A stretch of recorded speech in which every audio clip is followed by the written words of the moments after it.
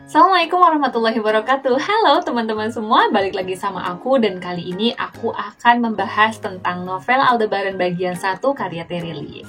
Sebelum aku masuk ke inti dari ceritanya, aku akan ngejelasin dulu kalau novel Aldebaran bagian 1 ini adalah bagian pertama dari petualangan terakhir Raib, Sally, dan Ali di dunia paralel. Nah, kenapa di judulnya itu ada bagian satunya? Karena novel Aldebaran ini kemungkinan akan dibagi menjadi 2-3 part.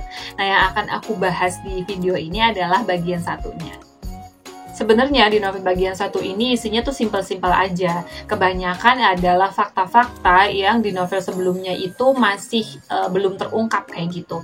Nah, karena ada banyak sekali hal sederhana yang dijawab di novel ini, jadi video pembahasannya itu aku bagi menjadi 2 part. Part yang pertama itu menceritakan tentang April, Master B, Ili, Nou, dan Miss Selena. Kemudian yang part 2-nya itu akan bercerita tentang kondisi Sally setelah menggunakan teknik masa depan, terus juga kondisi persahabatan Sally dan Raib ketika Raib marah besar kepada Sally, terus juga nasib Ali di klan Sagaras ya, dan yang terakhir itu adalah rencana Bibi Gil yang kemungkinan akan terjadi di novel Aldebaran bagian 2 dan 3. Nah, untuk part satunya itu sudah aku buatkan videonya, sudah tayang, dan teman-teman silahkan bisa tonton, linknya nanti aku taruh di description box, dan video ini adalah video part 2-nya. Oke, sekarang kita langsung masuk aja ke inti dari ceritanya ya. Seperti yang kita tahu di ending novel ini, Sally akhirnya berhasil mengalahkan bunga matahari hitam dengan cara membunuh sosok Raja Hutan Gelap di dalam tubuh tas. Nah, karena alasan itulah Raib marah besar kepada Sally, karena dia menganggap bahwa Sally itu sudah membunuh ayahnya. Dalam kondisi seperti itu, Sally berinisiatif untuk mengajak Raib mengunjungi Ceros di Borobudur. Dia tuh pengen punya waktu gitu untuk bisa ngobrol berdua sama Raib. Tapi pas Sally nyusul ke rumahnya, Raib menghilang dengan teknik menghilang ya, dan mamanya tidak bisa menemukan dia kayak gitu. Jadi akhirnya Sally pergi ke Borobudur itu sendirian. Saat memasuki ruangan itu, Charles bertanya-tanya, kenapa aku datang sendirian kayak gitu.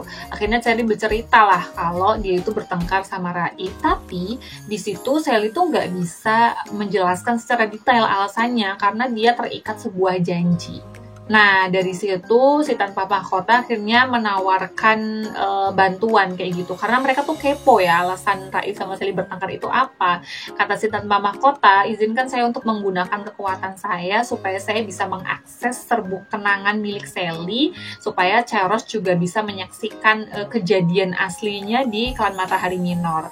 Dan setelah itu dilakukan, Ceros dan si Tanpa Mahkota juga tidak bisa berbuat apa-apa karena secara tidak langsung mereka juga terikat dengan janji itu gitu loh. Jadi ketika Sally keluar dari ruangan Borobudur itu, dia pulang dengan tangan kosong ya, tanpa solusi apapun, meskipun Rah si Tanpa Mahkota dan Ceros itu sudah tahu alasan Sally membunuh Raja Hutan Gelap atau Tas itu apa. Beberapa waktu setelah pulang dari Borobudur, Sally jatuh sakit. Semakin hari kondisinya semakin parah. Tubuhnya itu terasa seperti terbakar dan sel-sel di tubuhnya itu perlahan mulai hancur, dan itu semua adalah efek dari penggunaan teknik masa depan saat mengalahkan bunga matahari hitam di klan Matahari Minor ya.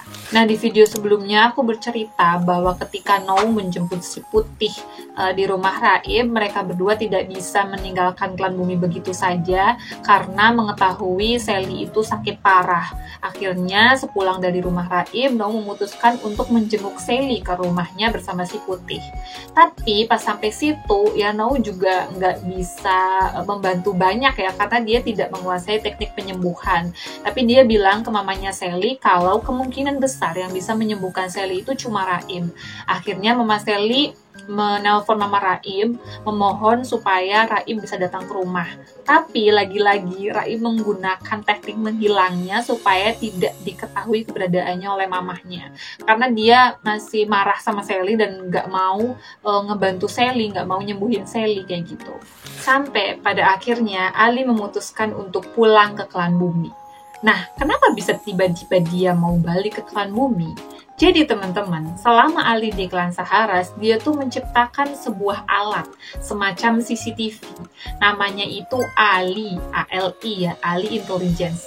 Aduh, aku nggak tahu deh cara bacanya gimana, takut salah. Pokoknya kita sebut aja itu CCTV ya. Nah, CCTV yang dibuat Ali ini tidak bisa dilihat orang lain dan tersebar di banyak sekali klan di dunia paralel. Termasuk juga jepit rambut yang dipakai Raib, yang dikasih ke Raib waktu perpisahan di klan Sagaras ya, kalau teman-teman masih ingat ceritanya. Jadi jepit rambut itu juga ternyata merupakan CCTV. Nah, jepit rambut itu kan dibawa kemana-mana sama Raib ya, termasuk saat berpetualang di klan Matahari Minor. Jadi, walaupun Ali tidak ikut dalam petualangan tersebut, dia bisa tahu persis apa yang terjadi selama petualangan, termasuk pertengkaran Raib dan Sally, dan termasuk juga kondisi Sally yang kritis. Nah, melihat semua kenyataan itu, akhirnya Ali memutuskan untuk pulang ke klan bumi. Nah, detail cerita tentang kepulangan Ali ini, tentang izin ke ibunya gimana dan lain sebagainya, itu sudah aku buatkan audiobook. Jadi buat teman-teman yang mau tahu detailnya, silahkan klik link di description box untuk dengerin atau tonton audiobooknya ya. Saat sampai di klan bumi, orang pertama yang Ali temui itu adalah April. Di situ Ali menjelaskan secara singkat tentang konsep dunia paralel, dan dia tahu bahwa April ini memiliki kekuatan seperti Pak Tua untuk mempengaruhi orang lain, atau dalam bahasa sehari-hari kita itu hipnotis. Nah, setelah April mau ikut masuk ke dalam kapsul ini, kemudian Ali menjemput Raib. Saat itu sebenarnya situasinya mengkhawatirkan ya, takutnya Raib tuh nggak mau diajak pergi gitu loh. Tapi karena kondisi Raib ini sedang kalut, dia tuh sedang marah, sedang kalut, tapi juga akan kaget dan senang ketika ngelihat keberadaan Ali. Akhirnya Raib itu mau gitu loh, ikut masuk ke kapsul Ili dan menuju ke rumah Sally. Selama perjalanan, April itu terus-menerus mempengaruhi Raib untuk mau bertahan dan gak berontak, gak maksa pulang kayak gitu, sampai akhirnya tiba di rumah Sally. Saat sampai di rumah Sally, di situ masih ada Now dan si Putih. Kondisi Sally itu sudah tidak sadarkan diri. Nah, rencana awal Ali itu adalah menyuruh April untuk mempengaruhi Sally supaya Sally itu bisa ngomong jujur gitu loh, ngasih tahu alasannya di depan Raib. Tapi kondisinya tuh Sally udah nggak sadar, dan kalaupun sadar, Sally itu masih terikat janji itu gitu loh. Jadi seberapapun dipaksa dia nggak akan ngomong kayak gitu. Akhirnya Ali menggunakan rencana keduanya. Jadi Ali itu ingat dulu pas neneknya April meninggal, ibunya April itu sedih sampai berlarut-larut. Tapi April itu membantu memberikan ingatan tentang masa kecil ibunya bersama neneknya, dan akhirnya ibunya itu nggak sedih lagi. Di situ April itu menggunakan teknik yang sama seperti si tanpa mahkota saat di Borobudur ya, yaitu mengakses serbuk kenangan. Nah, Ali pengen ngelakuin hal yang sama. Jadi, April itu mengakses serbuk kenangan milik Sally dan memperlihatkannya atau memindahkannya kepada Raib supaya Raib tahu kejadian aslinya kayak gitu. Nah, kejadian di dalam serbuk kenangan itu ada dua. Yang pertama itu penjelasan atau alasan kenapa Sally itu membunuh Tas, dan yang kedua itu adalah pertemuan Raib dan Tas. Nah, isi dari serbuk kenangan itu sudah aku buatkan audiobook. Teman-teman yang mau nonton atau dengerin bisa klik linknya di description box ya. Singkat cerita, setelah berhasil mengetahui seluruh rahasia Sally, Raib itu langsung menggunakan teknik penyembuhan kepada Sally. Tapi saat itu sudah terlambat ya, tubuh Sally itu sudah dingin, semua sel-sel di tubuhnya itu sudah rusak dan Sally hampir meninggal. Sampai Ali akhirnya memutuskan untuk mencoba mencungkil kekuatan Putri Aldebaran yang ada di tubuh Raib. Jadi Ali itu tahu sebuah fakta. Katanya jika petarung klan Matahari akan memanggil kekuatan terbesarnya itu dengan amarah, bagi petarung klan Bulan, which is Raib, kekuatan terbesarnya itu akan muncul jika rasa kehilangan menghampirinya. Jadi di situ Ali mulai tuh mau ngompor-ngomporin si Raim. Dia bilang kalau sampai Sally meninggal dunia, maka semua orang di seluruh klan dunia paralel akan menyalahkan Raim, bilang bahwa Raim bukan sahabat yang baik dan segala macam. Dan di situ Ali juga bilang kalau Raim itu akan kehilangan sosok sahabat seperti Sally yang selalu bahagia, yang selalu tertawa dan lain sebagainya. Ali juga mencoba untuk mengingatkan Raim momen saat Raim dan Ali itu akan berpisah di klan Sanggaras ya. Saat itu kan Raim juga secara tidak sadar memunculkan kekuatan terbesarnya sebagai putri Aldebaran. Bedanya saat itu Raim tidak bisa mengendalikan kekuatannya. Jadi Ellie, ibunya Ali, itu berusaha untuk membantu Raim, dan sekarang Raim itu akan kembali menggunakan kekuatan putri Aldebarannya untuk menyembuhkan Sally, tapi semua itu akan tetap terkendali karena keinginan Raim untuk menyembuhkan Sally itu sangat kuat kayak gitu. Nah, karena rasa kehilangan yang begitu besar menyelimuti Raim, akhirnya Raim bisa memunculkan kekuatan terbesarnya sebagai putri Aldebaran. Di situ Raim menggunakan teknik penyembuhan yang dimiliki dia, dan juga teknik totok lah ya istilahnya, yang sama seperti milik Bibinai dari klan Komet. Setelah melewati beberapa waktu yang menegangkan, akhirnya bersamaan dengan cahaya matahari masuk ke dalam kamar Sally, Sally membuka mata dan kondisinya berangsur-angsur mulai membaik. Saat semua kondisi sudah stabil, singkat cerita, April itu pamit pulang dan diantar oleh Kapsul Ili untuk kembali bersekolah, dan juga Nau dan si Putih juga pamit untuk melanjutkan perjalanan. Nah, perjalanan Nau dan si Putih setelah kejadian itu sudah aku ceritakan di video sebelumnya. Silahkan buat teman-teman yang mau nonton, nanti tinggal klik aja linknya di description box ya. Saat momen ini itu saat-saat yang sangat membahagiakan buat aku yang baca juga ya, karena akhirnya setelah beberapa novel terlewati, Ali, Raim, dan Sally itu kembali berkumpul, dan keesokan harinya mereka juga kembali bersekolah dengan normal. Nah, di hari pertama Ali berangkat sekolah ini, sebuah petualangan baru kembali menunggu teman-teman. Jadi mereka bertiga itu tiba-tiba kembali diundang ke ruang BK. Siapa yang mengundang? Biasanya kan Miss Helena. Tapi sekarang Miss Helena udah nggak punya kekuatan. Dia ada di distrik Sabit 6, jadi tidak mungkin kembali ke sekolah. Dan ternyata yang memanggil mereka bertiga itu adalah Bibi Gil. Di situ Bibi Gil bercerita bahwa ketika Raim dan Sally ingin mendatangi klan Matahari Minor, mereka berdua itu kan sempat mendatangi Bibi Gil di ABTT ya. Di situ mereka berdua minta petunjuk ke Bibi Gil tentang portal menuju klan Matahari Minor. Awalnya Bibi Gil itu nggak mau ngasih tahu, tapi tiba-tiba si Putih datang. Terus si Putih tuh bilang gini, katanya dunia paralel itu sedang menuju titik keseimbangan baru setelah ekspedisi Aldebaran 40.000 tahun lalu yang membuatnya menjadi kacau. Dan kemungkinan petualangan Raim dan Sally di klan Matahari Minor ini akan menggenapkan persiapan menuju titik keseimbangan tersebut.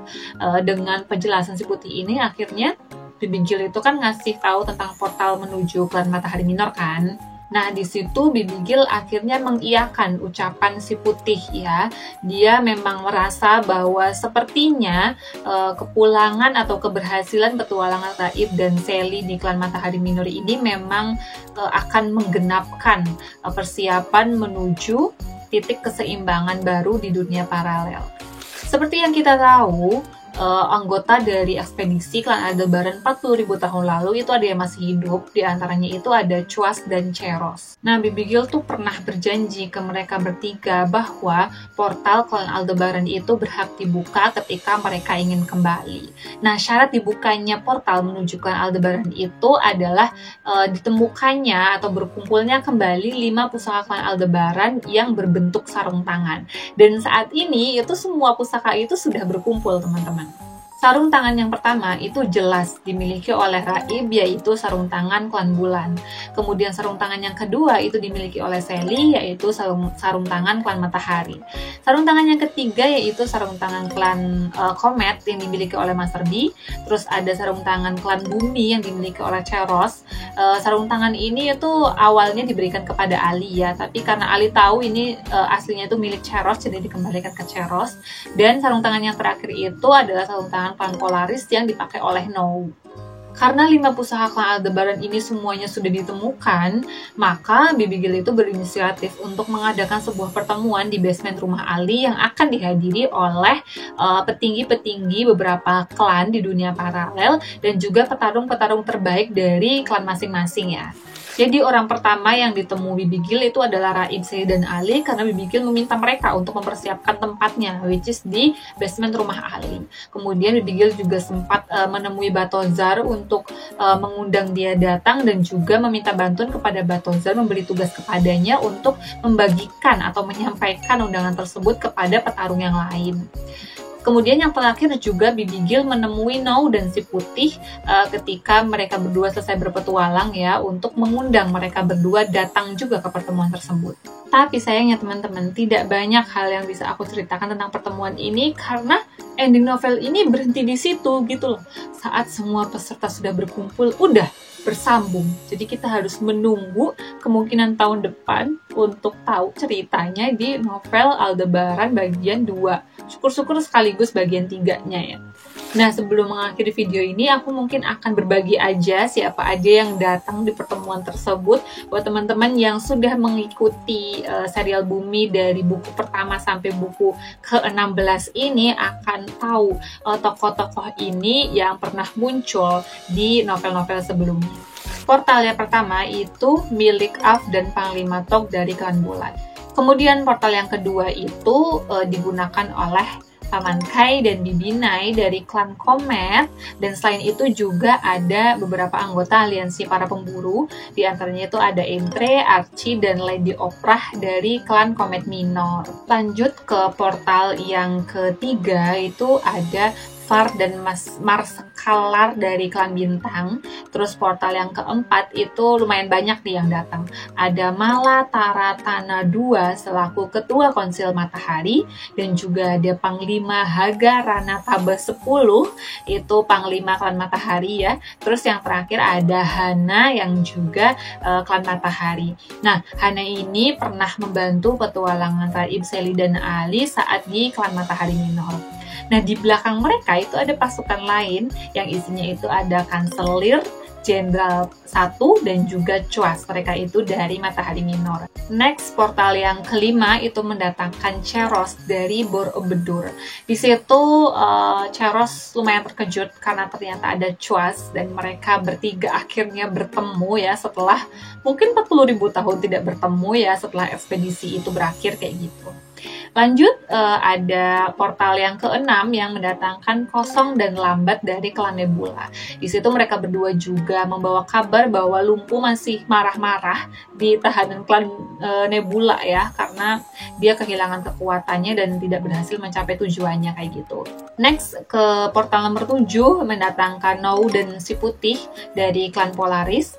Terus juga ada Master B di portal nomor 8. Dan yang terakhir, sang penyelenggara acara Bibigil datang melalui portal nomor 9. Jujur saja, aku yang kalau baca novel tuh pasti ngebayangin gitu ya, vibes-nya pertemuan itu tuh serius, menegangkan, tapi juga seru kayak gitu. Kayak adrenalinnya tuh terpacu gitu ya, karena ngebayangin semua orang penting dalam cerita ini berkumpul yang tadinya tidak saling kenal, terus mereka akhirnya bertemu, dan secara tidak langsung pertemuan itu ada karena petualangan Ali, Raib, dan Sally dari novel Bumi sampai ke novel Aldebaran ini kayak gitu. Sebenarnya emang nggak sabar dan senang, excited gitu ya menyambut novel terakhir ini, tapi kadang ada sedihnya juga ya setelah bertahun-tahun kita ngikutin petualangan Raib, Ali, dan Sally ternyata harus berakhir dalam waktu mungkin beberapa bulan lagi atau 1 tahunan lagi kayak gitu. Tapi ya kita mungkin harus beralih nantinya.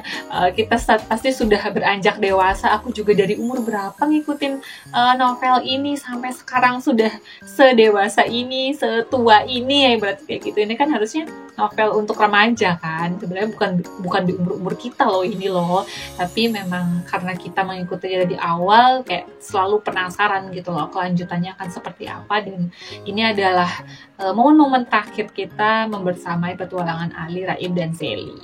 Meskipun ini fiktif tapi berasa kayak beneran gitu loh. So, balik lagi buat teman-teman yang mengikuti perjalanan serial Bumi dari awal sampai sekarang, mari kita berdoa semoga Aldebaran bagian 2 dan 3 bisa cepat terbit ya. Buat teman-teman yang baru mengikuti serial Bumi, silahkan bisa simak video-video aku atau juga bisa baca bukunya langsung. Dan ingat, kalau mau baca atau beli bukunya itu jangan beli buku bajakan ya. Nanti linknya aku taruh di description box untuk toko buku Terilia yang resmi, dan juga link novel Aldebaran bagian 1 ini ya. Buat teman-teman yang sudah menonton video aku sampai akhir, terima kasih banyak. Jangan lupa untuk subscribe yang belum subscribe, dan juga bisa share video-video aku kalau dirasa bermanfaat. Terima kasih sekali lagi untuk teman-teman yang sudah menonton, dan buat teman-teman yang punya kritik, saran, atau request buku bisa tinggalkan di kolom komentar ya. Terima kasih, sampai jumpa di video selanjutnya. Wassalamualaikum warahmatullahi wabarakatuh. Bye!